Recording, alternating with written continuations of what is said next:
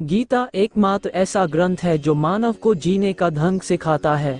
गीता जीवन में धर्म, कर्म और प्रेम का पाठ पढ़ाती है। श्रीमद्भागवत गीता का ज्ञान मानव जीवन और जीवन के बाद के जीवन दोनों के लिए उपयोगी माना गया है। गीता संपूर्ण जीवन दर्शन है और इसका अनुसरण करने वाला व्यक्ति सर्वश्रेष्ठ होता है। गीता में श्री कृष्ण ने दुख को सर्वश्रेष्ठ मित्र बताया है। आप कितने भी अच्छे कर्म कर लो, लेकिन समाज आपके बुरे कार्यों को ही सदैव याद रखता है।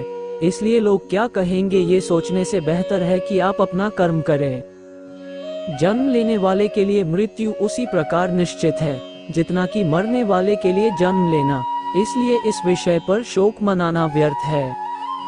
गीता में कहा गया है, जो इंसान किसी की कमी को पूरी करता है वो सही अर्थों में महान होता है।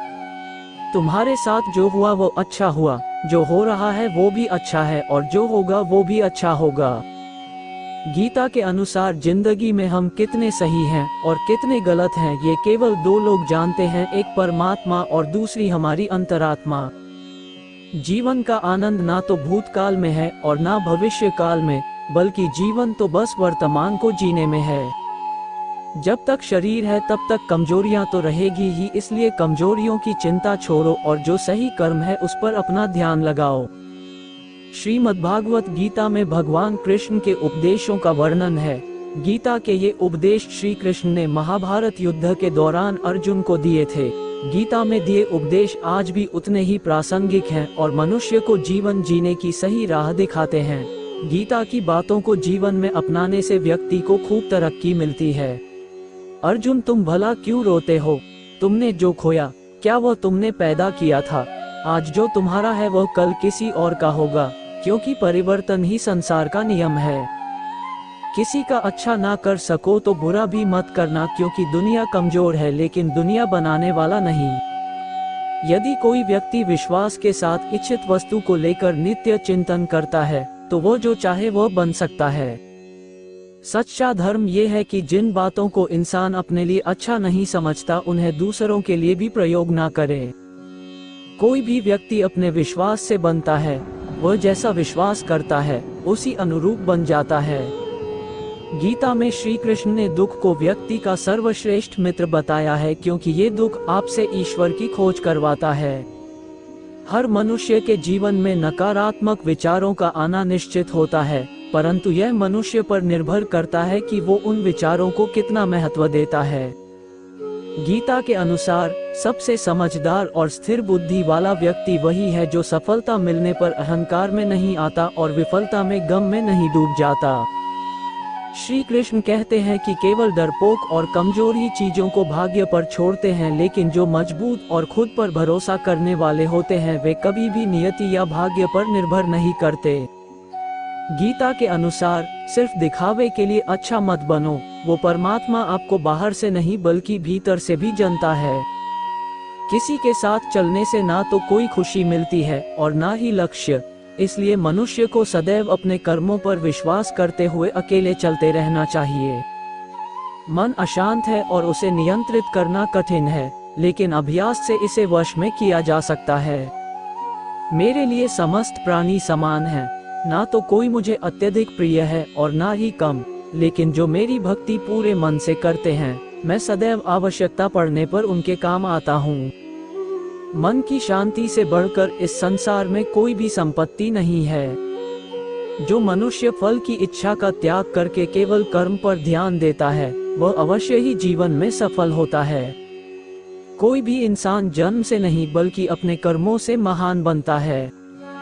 अपना, पराया, छोटा, बड़ा इत्यादि को भूलकर यह जानो कि यह सब तुम्हारा है और तुम प्रति एक के हो।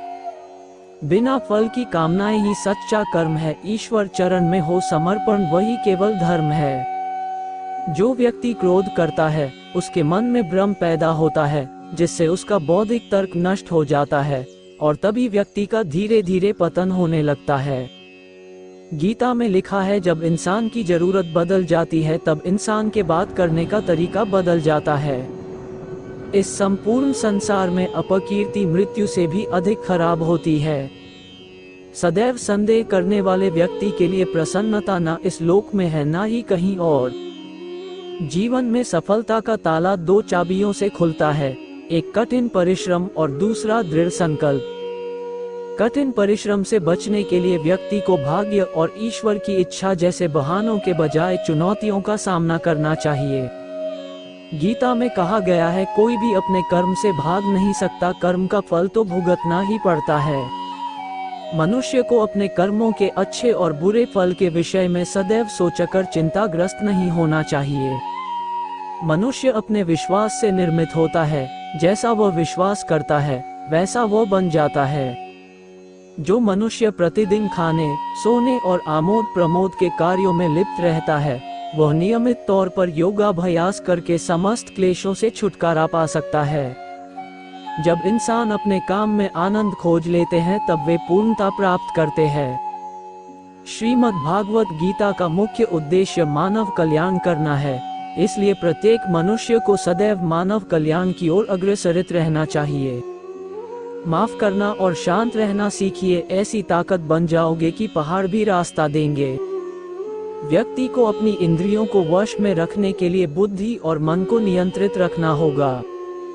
जो होने वाला है वो होकर ही रहता है, और जो नहीं होने वाला वह कभी नहीं होता। ऐसा निश्चय जिनकी बुद्धि में होता है, उन्हें चिंता कभी नहीं सताती है। किसी भी व्यक्ति को ना तो समय से पहले और ना ही भाग्य से अधिक कुछ मिलता है, लेकिन उसे सदैव पाने के लिए प्रयत्नशील रहना चाहिए।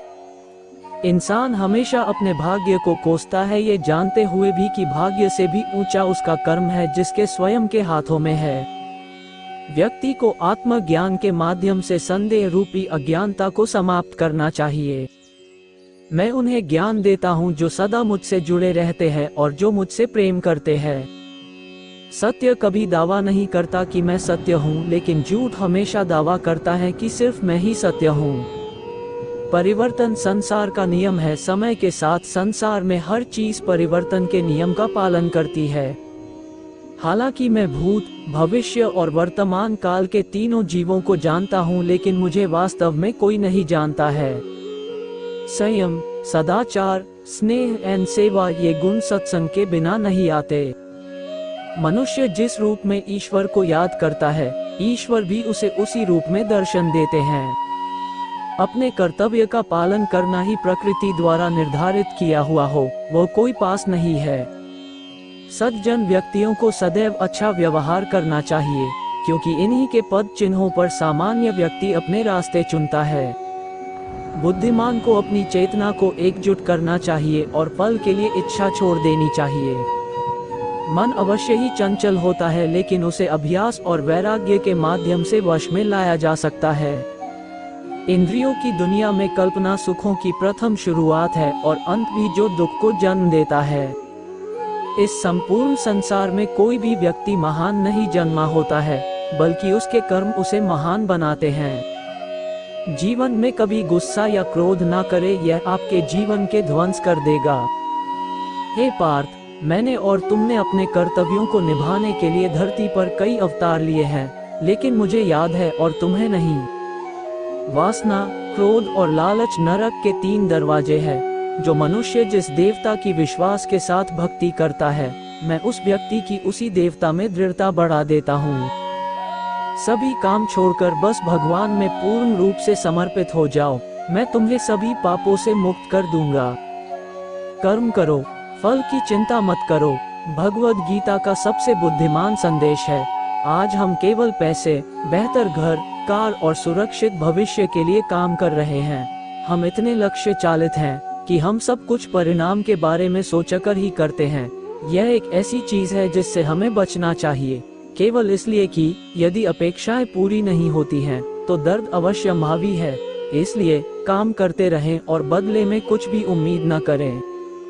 जो व्यक्ति मैं और मेरा इत्यादि की भावना से मुक्त हो जाता है, उसे जीवन में शांति की प्राप्ति होती है। आत्मज्ञान की तलवार से काटकर अपने हृदय के अज्ञान के संदेह अलग कर दो। अनुशासित रहो, उठो और कार्य करो। जिस प्रकार से प्राकृतिक मौसम में बदलाव आता है, ठीक उसी प्रकार से जीवन में भी सुख दुख आता रहता है, वह कभी स्थायी नहीं रहते हैं। इस जीवन में ना कुछ खोता है, ना व्यर्थ होता है। जो लोग परमात्मा को पाना चाहते हैं, वह ब्रह्मचर्य का पालन करते हैं। भगवान श्री कृष्ण कहते हैं कि मैं इस संसार की सुगंध हूँ, अग्नि की ऊष्मा हूँ और समस्त जीवित प्राणियों का आत्मसंयम हूँ। बुद्धिमान व्यक्ति कभी भी कामुक सुख में आनंद लेते हैं, वह सदैव मोक्ष की प्राप्ति में लगे रहते हैं। वो जो सभी इच्छाएं त्याग देता है, उसे शांति की प्राप्त होती है। संपूर्ण संसार में जब अधर्म और पाप बढ़ता है, तो मैं धर्म की पुनः स्थापना के लिए धरती पर अवतार लेता हूँ। जैसे अंधेरे में प्रकाश की ज्योति जगमगाती है, ठीक उसी प्रकार से सत्य की चमक भी कभी फीकी नहीं पड़ती। इसलिए व्यक्ति को सदैव सत्य बोलना चाहिए। मैं सभी प्राणियों के हृदय में विद्यमान हूँ। जो व्यक्ति मृत्यु के दौरान मेरा नाम लेता है, वह सदैव मेरे ही धाम को प्राप्त होता है, इसमें कोई शक नहीं है। ऐसा कुछ भी नहीं, चेतन या अचेतन, जो मेरे बिना अस्तित्व में रह सकता हो। परिवर्तन ही इस संपूर्ण संसार का नियम है। इसलिए व्यक्ति को कभी अपने वर्तमान पर घमंड नहीं करना चाहिए। जिसने जन्म लिया है उसकी मृत्यु निश्चित है और मृत्यु के पश्चात पुनर्जन्म भी निश्चित है। मनुष्य का संपूर्ण शरीर 5 तत्वों से मिलकर बना है, अग्नि, जल, वायु, आकाश और पृथ्वी, और अंत में उसके शरीर को इन्हीं 5 तत्वों में ही विलीन हो जाना है। व्यक्ति को अपने आप को सदैव ईश्वर को समर्पित कर देना चाहिए, तभी वह दुखों, चिंता और परेशानियों से मुक्त रह सकता है।